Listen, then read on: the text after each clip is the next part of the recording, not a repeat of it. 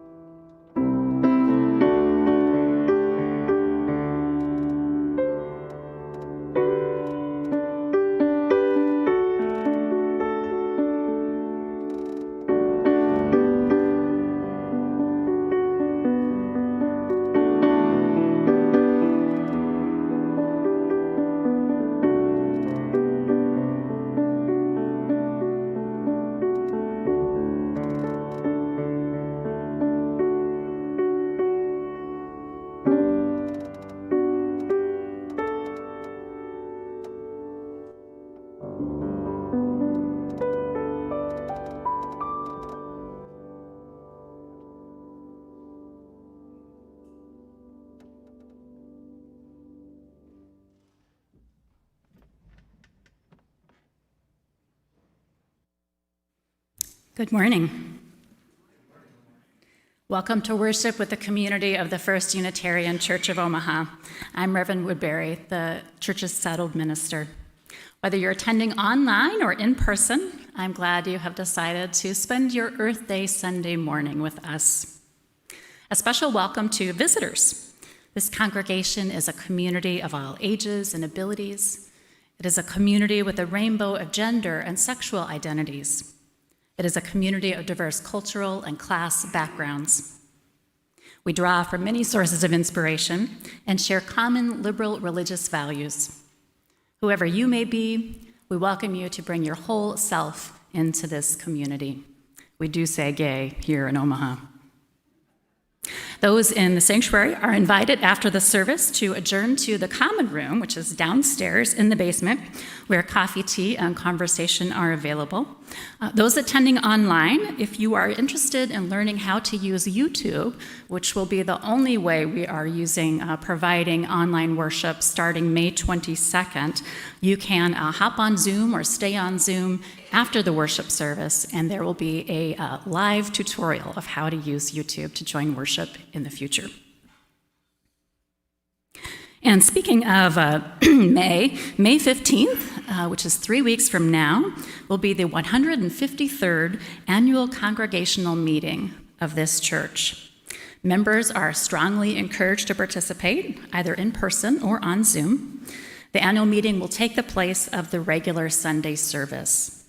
The main voting business is the adoption of the operating budget for the 2022-2023 church year, as well as election of a number of leadership positions, including president-elect, board member, and trust fund trustees.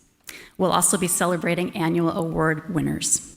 And friends and visitors, if you're not a member but you're curious, you're welcome to attend and observe. Each week, we acknowledge that where we meet for worship as the First Unitarian Church of Omaha is the land of the Omaha Oto Nations, and that Indigenous people in the greater community have become marginalized and made invisible.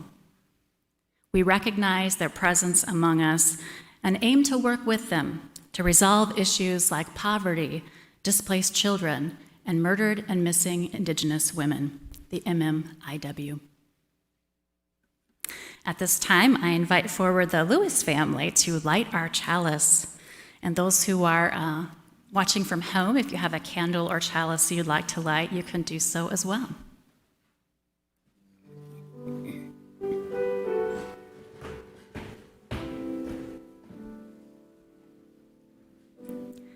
This is the day which the earth has made. Let us rejoice and be glad in it. Oh, give thanks to the earth, for she is good. Her steadfast love endures forever.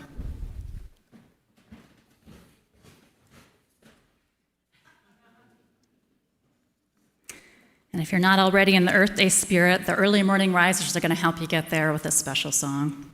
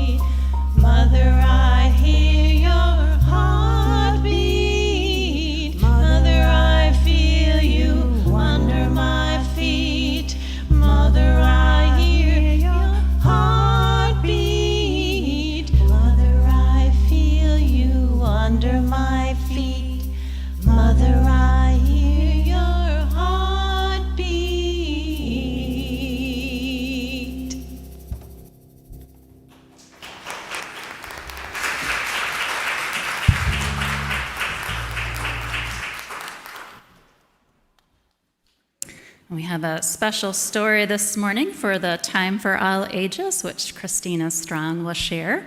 I invite the children come forward to hear this story from our Director of Lifespan Religious Education.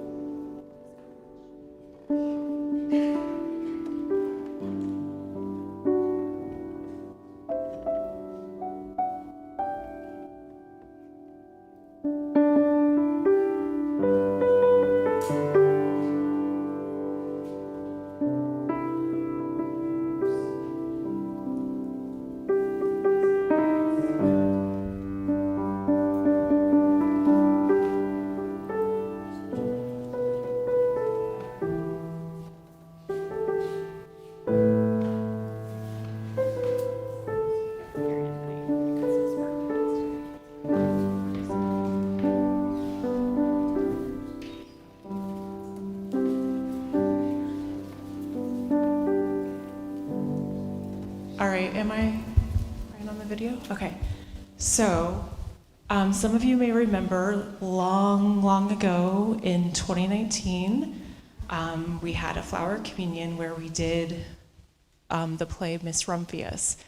And it was really fun. We had people of all ages participating, and that was a good time. But many of you are probably too young to remember that. So today I'm going to read the book. Might make it a little bit shorter than it is. Oh, you need a flower. Thank you. So this book is about flowers, and when you hear anything about, these are going to be our key words, right? Because I want our flowers to be able to participate with the story. Okay, so when you hear the word flower, or the word beauty, or any color, you can wave your flowers in the air. It doesn't have to be the color that your flower is, because all of our colors are beautiful, right? So when you hear any color, you can wave your flower. Okay.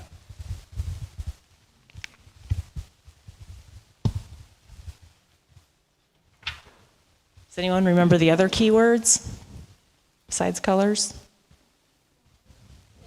Beautiful or beauty? Flower. All right. The Lupin lady lives in a small house overlooking the sea.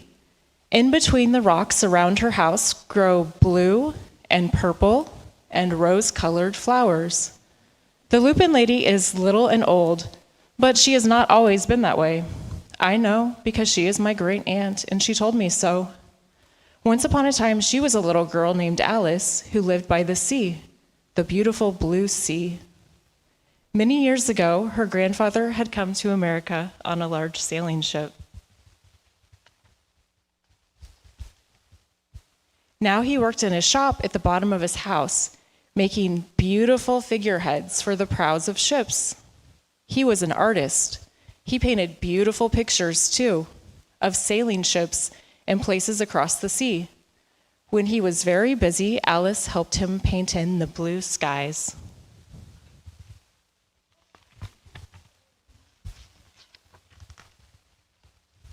In the evening, Alice sat on her grandfather's knee and listened to his stories of faraway places.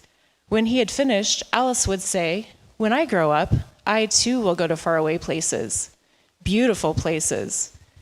And when I grow old, I too will live beside the beautiful blue sea." "That is all very well, little Alice," said her grandfather, "but there is a third thing you must do." "What is that?" asked Alice. "You must do something to make the world more beautiful," said her grandfather. "All right," said Alice, but she did not know what that could be. In the meantime, Alice got up and washed her face and ate porridge for breakfast. She went to school and came home and did her homework, and pretty soon she was all grown up.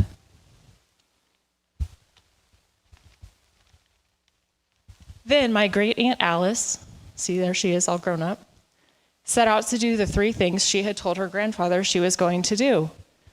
She left her beautiful home and went to live in another city far from the blue sea and the salt air. There she worked in a library, dusting books and keeping them from getting mixed up and helping people find the ones they wanted. Some of the books told her about beautiful faraway places. People called her Miss Rumphius now.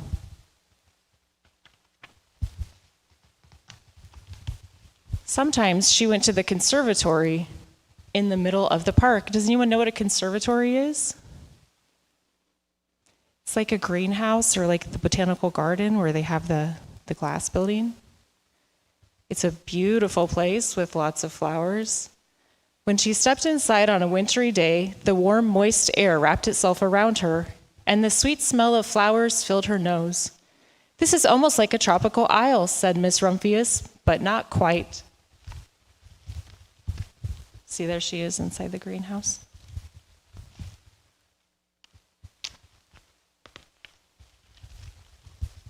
So Miss Rumphius went to a real tropical island. It was beautiful. She walked on long beaches, picking up beautiful shells.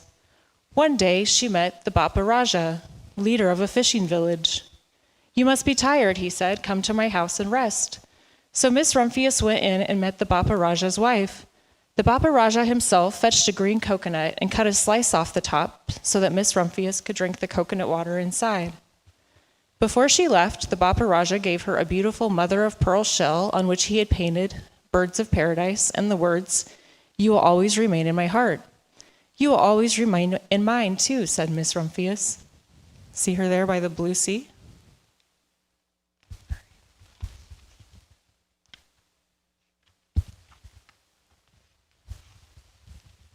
My great aunt Miss Rumphius climbed tall mountains where the snow never melted. She went through jungles and across deserts. She saw lions playing and kangaroos jumping, and everywhere she made friends she would never forget. Finally, she went to a faraway city in the desert. See how beautiful it is? But while she was there, when she was getting off a camel, she hurt her back. "What a foolish thing to do," said Miss Rumphius. "Well, I have certainly seen faraway, beautiful places. Maybe it's time to find my place by the blue sea." And it was, and she did. From the porch of her new house, Miss Rumphius watched the sun come up. She watched it cross the heavens and sparkle beautifully on the water, and she saw it set in glory in the evening. She started a little garden among the rocks that surrounded her house, and she planted a few flower seeds in the stony ground. Miss Rumphius was almost perfectly happy. "But there is still one more thing I have to do," she said. "I have to do something to make the world more beautiful." "But what? The world is already pretty nice," she thought, looking out over the blue ocean. The next spring, Miss Rumphius was not very well. Her back was bothering her again, and she had to stay in bed most of the time. The flowers she had planted the summer before had come up and bloomed beautifully in spite of the stony ground. She could see them from her bedroom window, blue and purple and rose-colored. "Lupins," said Miss Rumphius with satisfaction. "I have always loved lupins the best. I wish I could plant more seeds this summer so that I could still have even more flowers next year." But she was too sick. She wasn't able to.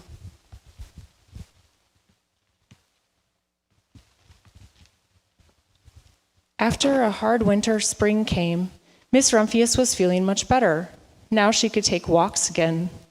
One afternoon, she started to go up over the hill where she had not been in a long time.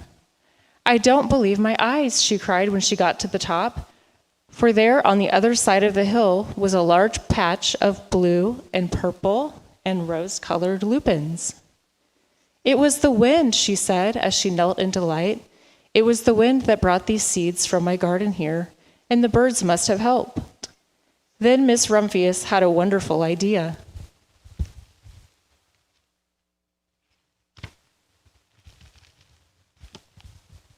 She hurried home and got out her seed catalogs. She sent off to the very best seed house for 5 bushels of lupin seed.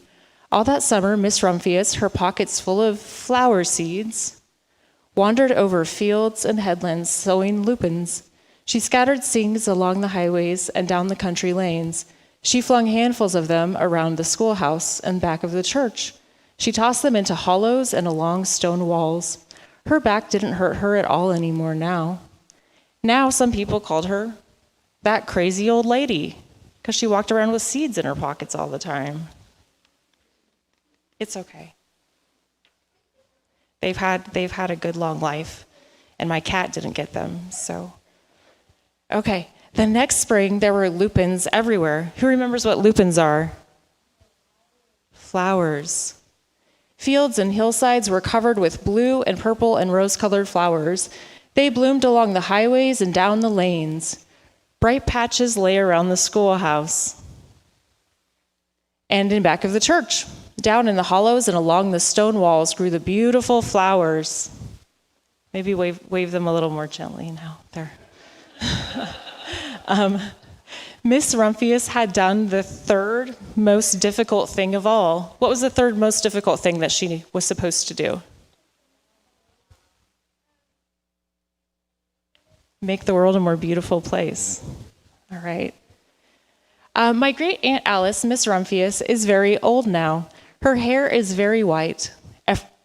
Every year there are more and more lupins. Now they call her the Lupin Lady. Sometimes my friends stand with me outside her gate, curious to see the old lady who planted the fields of flowers. When she invites us in, they come slowly. They think she is the oldest woman in the world. Often she tells us stories of faraway places. When I grow up, I tell her, I too will go to faraway places and come home to live by the blue sea. That is all very well, little Alice, says my aunt, but there is a third thing you must do. What is that, I ask? What do you think she said? You must do something to make the world more beautiful. All right, I say. But I do not know yet what that could be. All right, so today we're talking about Earth Day, and we're going to talk about that more when we go to our classroom, right? But Earth Day was started in 1970. That's kind of a long time ago.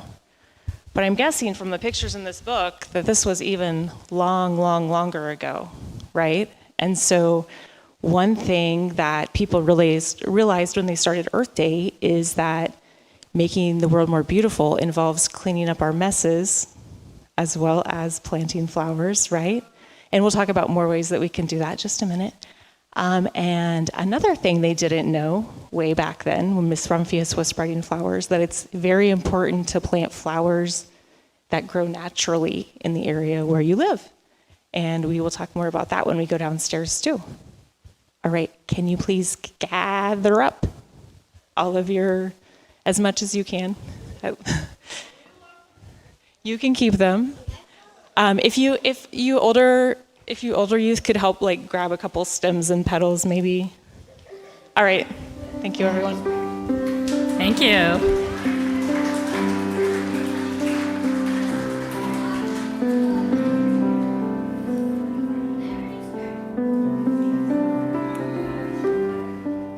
Speaking of cleaning up messes.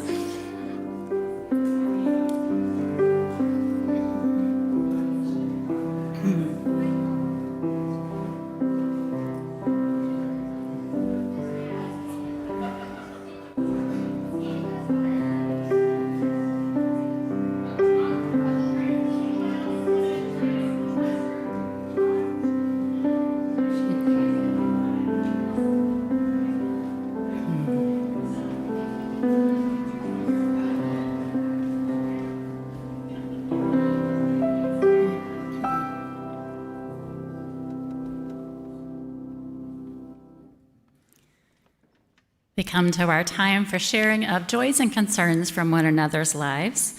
Those who are online, you can put anything you want shared into the Zoom chat or the YouTube comments. And I've got a couple here to share from the sanctuary. A little birdie told me a few days ago that one of her coworkers had a special joy. Jennifer Larson, outgoing Vice Chancellor for Research at UNMC, received a wonderful honor this week. The new Jennifer Larson, MD Distinguished Lecturer for Research Excellence will welcome a preeminent speaker to help advance UNMC's research mission, which she has done so much to advance.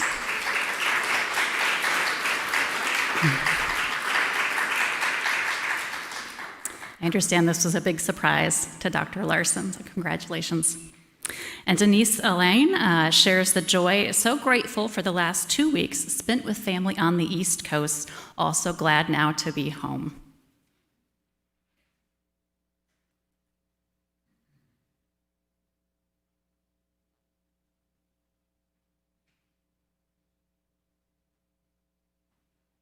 Nothing coming in yet from our online folks. I enjoyed that story with the flowers. I always wondered how you said the word lupin. I always said lupine in my head, lupin.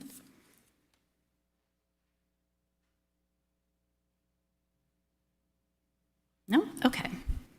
Nothing from our online viewers today. If they come in late, we'll get them in the e-blast. With all of the joys and the concerns held among us, whether they've been spoken or not, I invite you to share in a centering song. It's number 1069 in the Teal hymnal, Ancient Mother. Can you give me a starting note? There we go. So feel free to sing along or just listen. Ancient Mother, I hear you calling. Ancient Mother, I hear your song. Ancient Mother, I feel your laughter. Ancient Mother, I taste your tears. Once more. Ancient Mother, I hear you calling.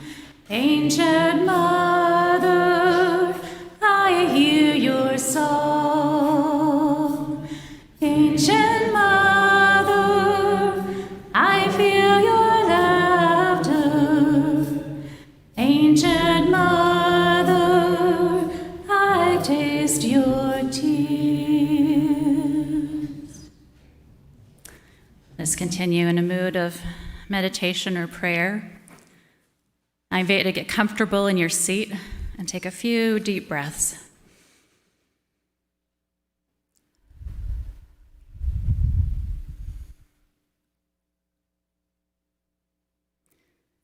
As the years roll on and we experience so many more things in our lives, including our relationship with our ancient mother, it may bring forward many emotions. We're going to take some time this morning for both lament and for praise for our Mother Earth. Let's hum that together one more time.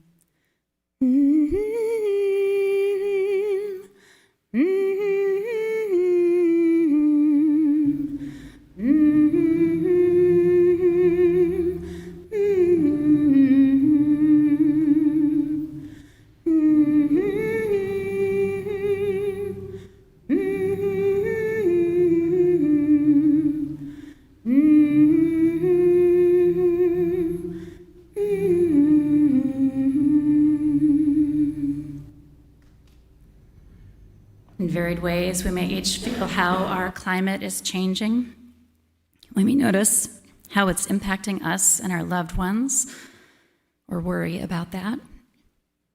I invite you in the silence that follows to voice aloud or write in the chat or comments any of the things that trouble you about our relationship to Mother Earth and our changing climate. You may name your concern into this supportive silence if you're so moved.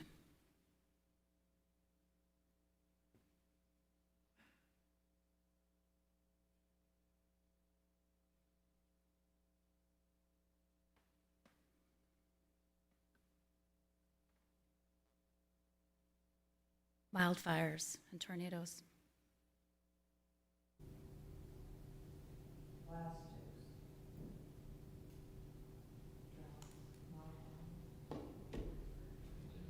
I lament the depletion and nutrition in our soils.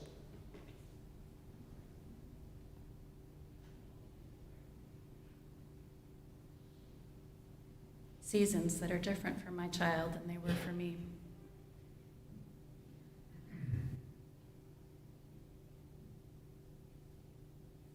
Deforestation.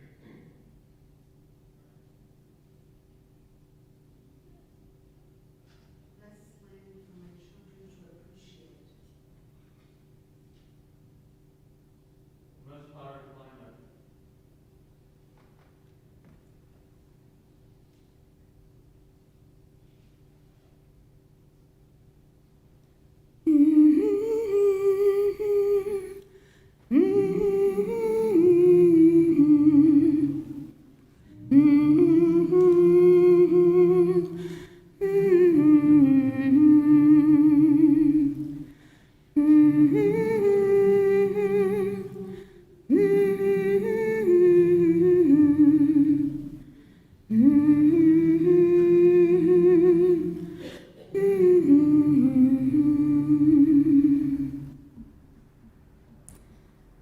Yet even amid all that disturbs us, there's also still great beauty and bounty, deep connection and collaboration with the natural world. In this next silence, I invite you to name, in voice or writing, any of your gratitudes for the earth when you're moved to do so. We witness now.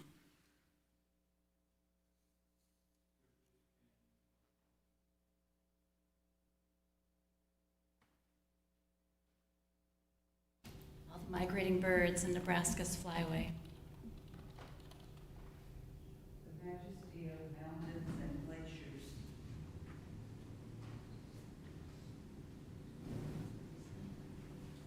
Missouri River at the top. Sunshine. Pollinator gardens. Lightning bugs. The unstained windows of First Unitarian Church. The crab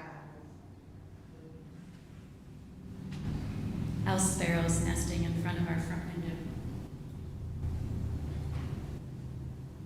Wildflowers.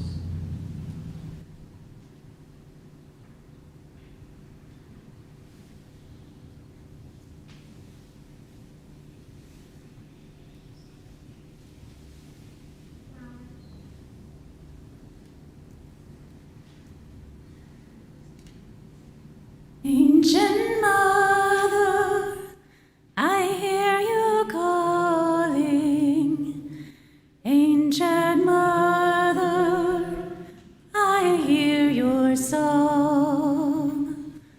Ancient Mother, I feel your laughter. Ancient Mother, I taste your tears.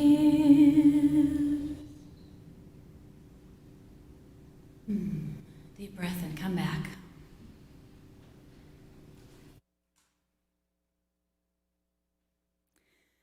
Every week, we take up an offering in support of our liberal religious values. Half of the loose currency in the offering plate goes to a cause with a local presence, which advances important principles of Unitarian Universalism. Our Share the Plate recipient this month is our congregation's meal prep team for YES, Youth Emergency Shelter. Each month, church member Kim Callahan and her team prepare a meal in the church kitchen and then deliver that meal to YES. As offering plates are passed in the sanctuary, those online will find a donation link in the chat or comment. I invite you to give with a generous heart as you are able.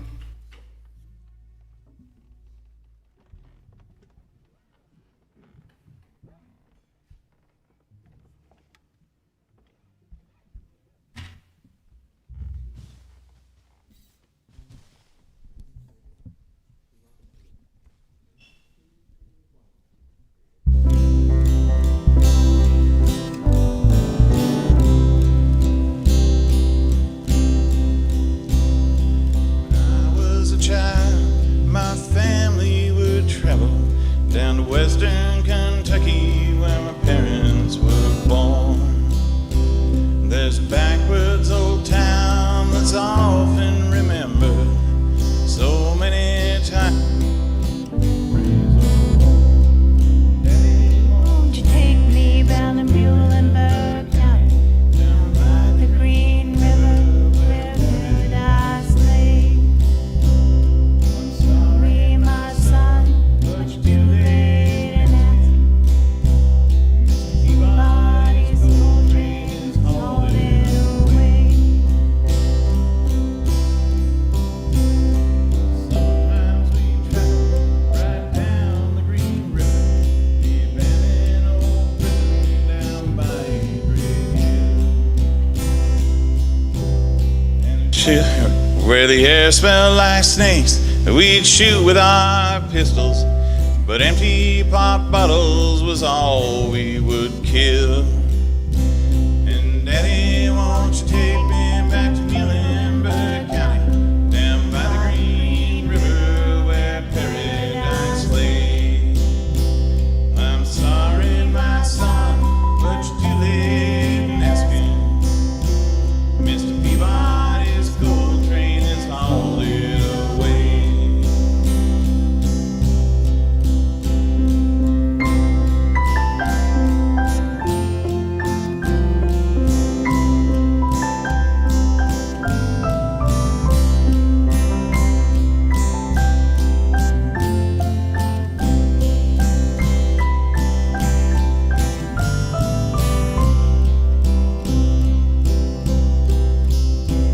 Then the coal company came with the world's largest shovel, and they tortured the timber and stripped all the land. Well, they dug for the coal till the land was forsaken. Then they wrote it all down as the progress of man. And Daddy, won't you take me back to Muhlenberg County, down by the Green River where paradise lay? I'm sorry, my son, but you're too late in asking. Mr. Peabody's gold train is hauled away. When I die, let my ashes float down the Green River. Let my soul roll on up to the Rochester Dam. I'll be halfway to heaven with paradise waiting, just 5 miles away from wherever I am. And Daddy, won't you take me back to Muhlenberg County, down by the Green River where paradise lay? I'm sorry, my son, but you're too late in asking. Mr. Peabody's gold train is hauled away.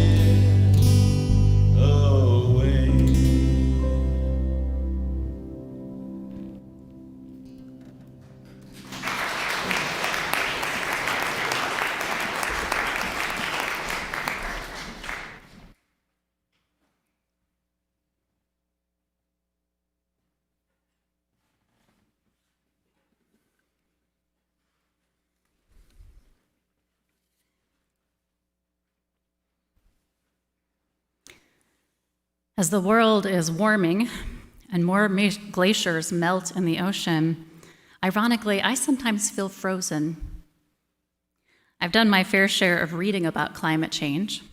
I believe I understand our reality.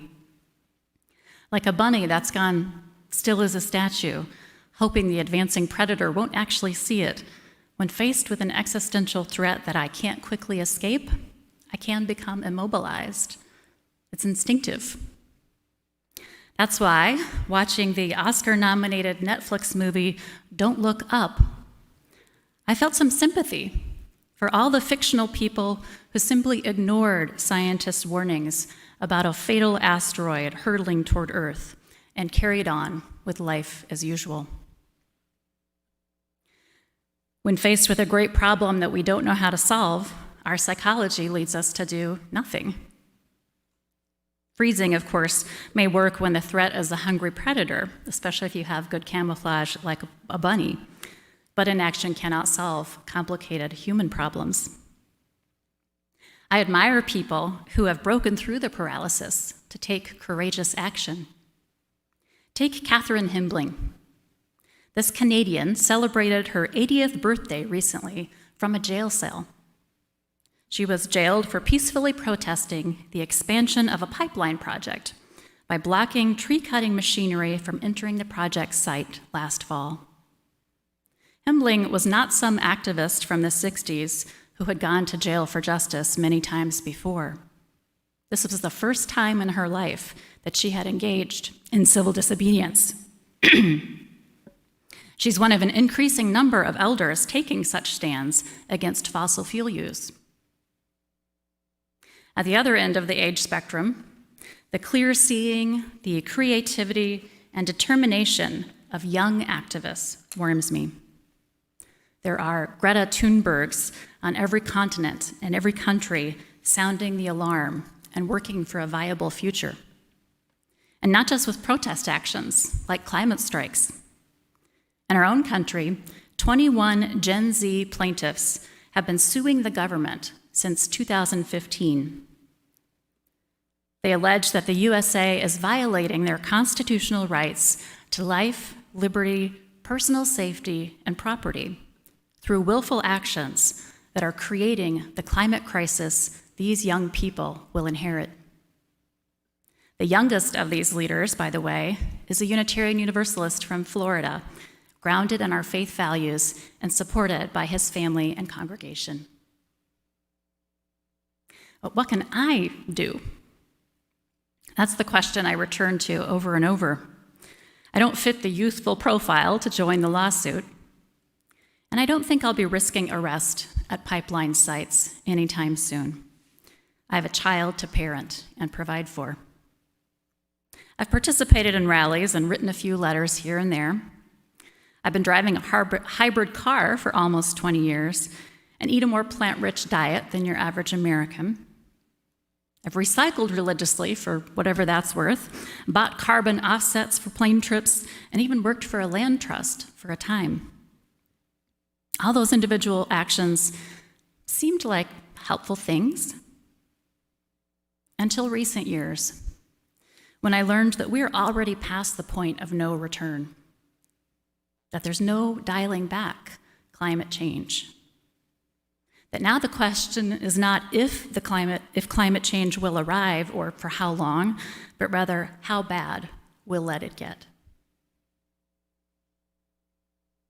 Which leads me to two different lines of action. I want to figure out what can I do now that meets the scale of the problem, that makes a difference in how much time we can buy for adaptation, how many species can be saved, how much human suffering we can prevent. And now I also have much to mourn.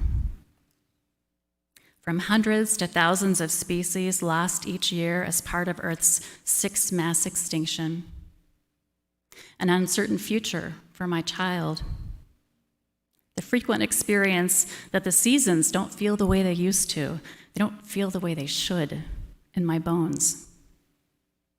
Solastalgia, it's called, when home doesn't quite feel like home anymore due to environmental changes. The losses brought on by climate change are unsettling, overwhelming. We need to support each other in processing all of this. It's huge. When we do allow ourselves to experience all these feelings brought up by our climate predicament, we may find, paradoxically, that more energy is released for taking positive action. Because the worst is not yet inevitable. So what we do now really matters. As economist Kate Rayworth puts it, ours is the first generation to deeply understand the damage we have been doing to our planetary household, and probably the last generation with a chance to do something transformative about it.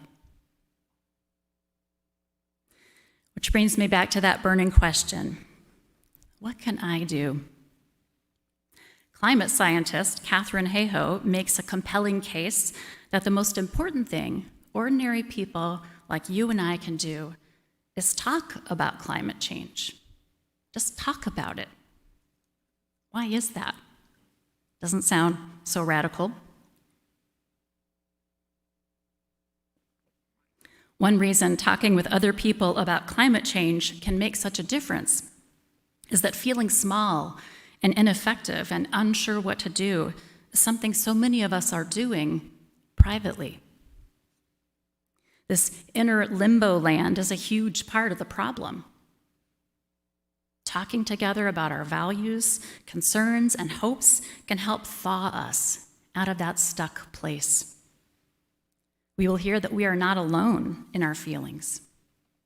We may experience ourselves to be part of a wider community of people who are taking positive steps. This helps to release the power that lies in us.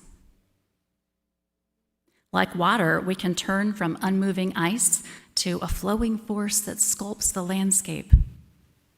Turn even into steam that can take us to new futures. Just last month, I read a local example of how talking with others about climate change releases people's sense of self-efficacy. Students in Nebraska asked state legislators to pass a resolution recognizing the climate crisis. As reported by the Omaha World-Herald, LR 102 asked the legislature to acknowledge that the world is in a climate and ecological crisis that was caused by humans, and that lawmakers have a moral obligation to take steps to mitigate the crisis. The resolution started as a class project, but as students learned about the climate crisis and the potential of laws to make a difference to their future, they felt compelled to ask for real-life action from actual elected leaders. This basic measure, simply acknowledging climate change and the need to act, was not brought for a vote in the committee. But still, the students had honed their argument and empowered one another. They had the courage to raise awareness and invite a conversation with adults. As teens, they have already learned not only how to open a dialogue, but also that they can access decision makers. Their confidence for taking action has surely grown, and I doubt that they will stop at that experience. Another obstacle to change that conversation can help overcome is a lack of awareness of solutions. And here's the thing, solutions for transitioning to a carbon-neutral way of life do already exist, and there's a potential for so many more to be developed. But many of us are much more familiar with the problems than we are the solutions. Most of us aren't engineers. This is part of what leads to feeling discouraged and having difficulty engaging. So the more we learn about and share awareness of solutions, the more solutions will continue to be developed and applied. I remember the rush of hope I felt when I read the World Herald's excellent series last year on our state's cattle industry and climate. Did you read it? Cows belch out a tremendous amount of methane, a greenhouse gas almost 30 times more potent than carbon dioxide, and we have 3 cows for every person here in Nebraska, so that's a lot of cows. Several solutions being studied in the methane barn at University of Nebraska-Lincoln show promise for cutting methane emissions from ranching significantly with a quick impact on climate goals. Because methane is so potent, reductions in these emissions can also make an outsized contribution to slowing the rate of global warming. Enhancing carbon capture in pastures is another area of mitigation being explored. Many ranchers have witnessed the changing climate of our state within their lifetimes. A majority in rural areas now accept that climate change is happening and that we need to take action to curb it. So much potential there, right here in Nebraska. Every family, every industry, every state, every country can implement solutions to get us on track toward the better climate change scenarios. Katherine Hayhoe, the climate scientist, shared several examples from where she lives in Texas. That state is not only a powerhouse of the oil industry, it is also now getting 1/4 of its own energy from wind turbines. And Texas now ranks second among states for solar production, too. Here's another anecdote I love. The solar panels that Hayhoe's family installed on their home do more than provide their family clean energy. Through the solar panel company, Mission Solar in San Antonio, their purchase supported the Just Transition movement. Mission Solar helped provide a livelihood for former oil rig workers. After losing their jobs during a bare oil market, they were retrained to manufacture solar panels. So clean energy and good jobs can go hand in hand.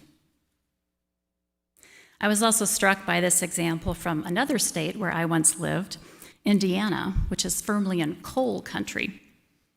Ball State University has a new geothermal energy system. It's the largest facility of its kind in the United States. In humble Muncie, Indiana, this renewable energy program has replaced 4 old coal-fired boilers. That's a big deal. Closer to us, when I drive across my home state of Iowa now, I see something that makes me tearful with hope. Field upon field of those futuristic-looking wind turbines. I'm like, where am I? I feel like I'm Marty McFly, and I've driven the DeLorean into another greener century. Now, if Texas and Indiana and Iowa can move boldly toward renewable energy, why not Nebraska? We can too. So talking about climate change helps us break through our inertia and feel capable of making a difference. It also helps us spread solutions. A third way conversation helps is by creating a positive sort of contagion. Keep in mind that we're already in a much better position in 2022 than we were 5 or 10 years ago, with more people believing action is needed, more CEOs leading on climate mitigation, more solutions already starting to spread. In other words, momentum is already building. You and I don't have to single-handedly turn the ship of civilization. Many people are already contributing. More good news is that the process of changing social norms and behaviors is contagious. So through conversations, you and I really do have the power to knock over little dominoes that over time will create more chain reactions. Katherine Hayhoe shares one remarkable example. After giving a talk in London, an older man named Glenn came up to her. He had seen her TED Talk previously called "The Most Important Thing You Can Do to Fight Climate Change is Talk About It," and had taken her message to heart. Glenn kept a list of all the people he had talked to about climate change in his borough since then, and he offered to show them to her. Hayhoe was blown away. By this time, Glenn has talked to over 12,000 people. Now, not only were all these people thinking and talking and doing more about climate change as a result of these conversations, they had taken a remarkable collective action. The community had just voted to declare a climate change emergency. Within 2 years of that action, further steps followed in this section of London, including divestment from fossil fuels, investment in renewables, and a huge spending allocation on their new environmental and sustainability strategy. So when we push that first domino, start the first conversation, we never know where it will lead. Going back to Hayhoe's solar panels, her own experience mirrors what research has shown, that this practice, like others, tends to spread in clusters of people. She takes advantage of opportunities to tell friends and neighbors about going solar, and several more people she knows have since gotten panels. Even a neighbor she's never met just a block away, has gone solar too. A nearby church and a local business are looking into solar panels now. It's contagious. So say you're ready to give this a try. Start some conversations. What works?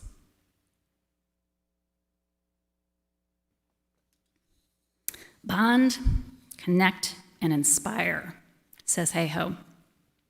However similar or different we are from our conversation partners in identity and ideology, we can assume they are caring people and look for common ground. To connect, we need to listen deeply to understand the person's experiences, their values and concerns. Then we can speak authentically from our own experience, and we can almost always find something that we both care about that is affected by climate change.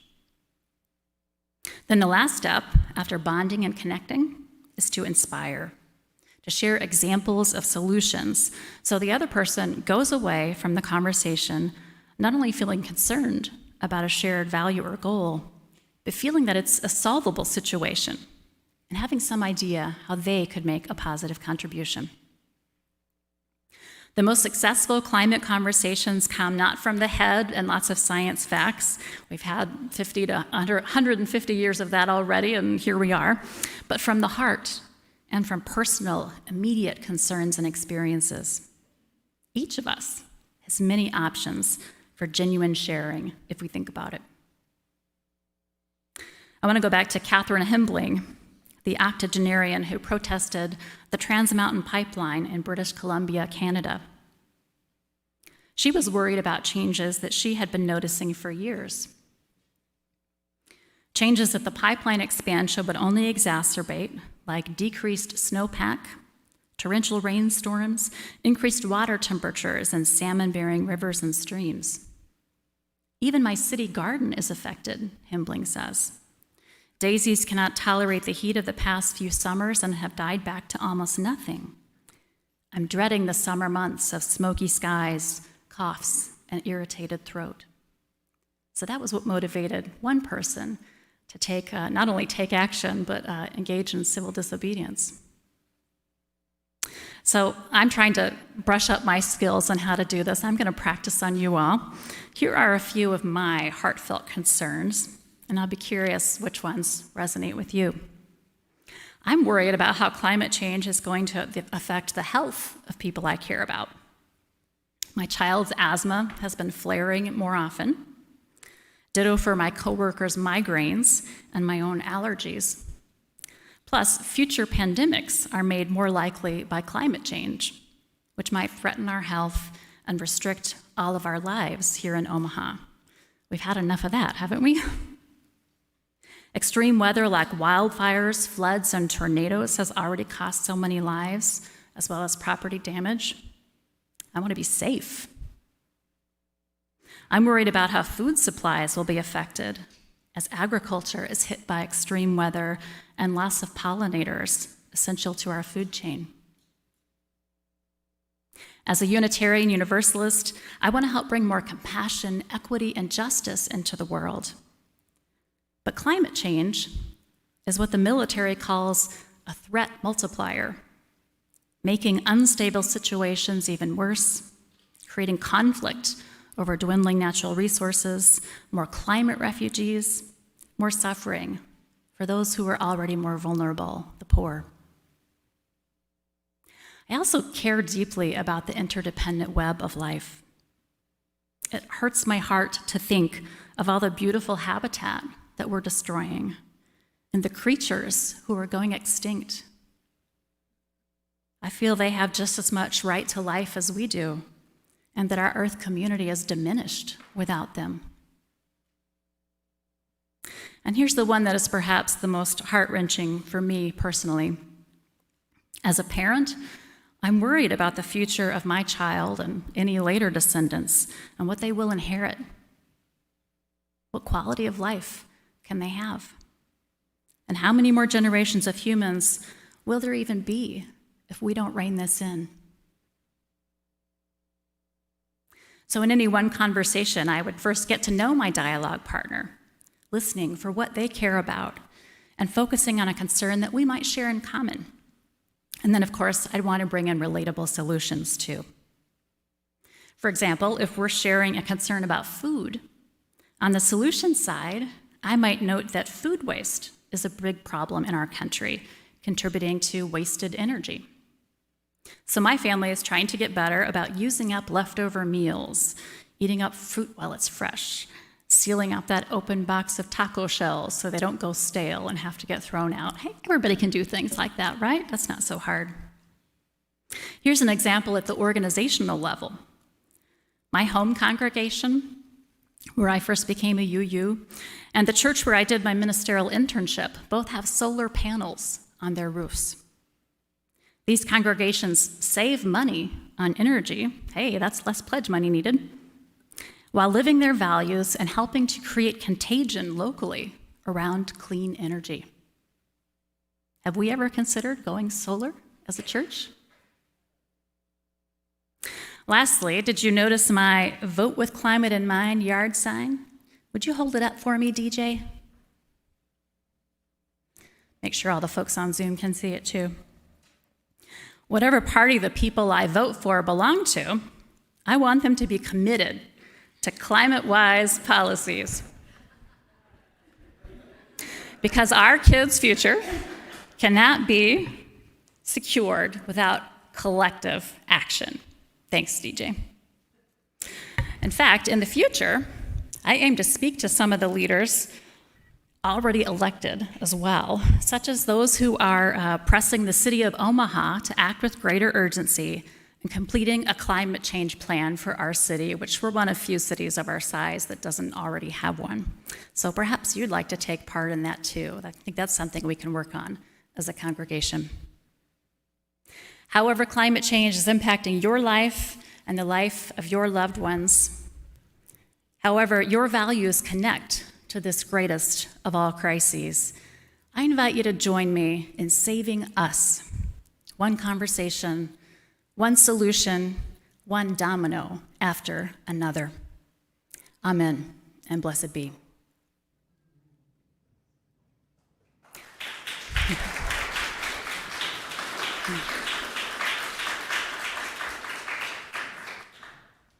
Our closing hymn is number 175. You might notice we try and putting hymn numbers here on the little dealie. Please stand if you would like and join in singing. We'll do number 1, 3, and 4 of the verses. So we're going to skip number 2, 1, 3, and 4. That's number 175 in the gray hymnal.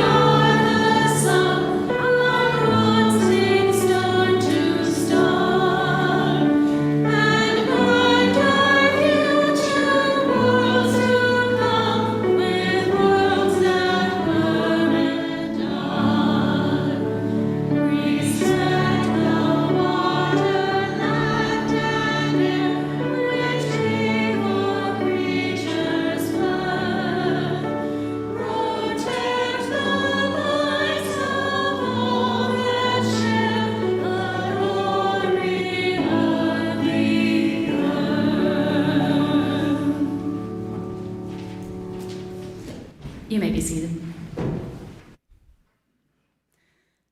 This is the day which the earth has made. Let us rejoice and be glad in it. Let us embrace our power and take courageous action with love for each other and care for all in the web. May it be so. Amen.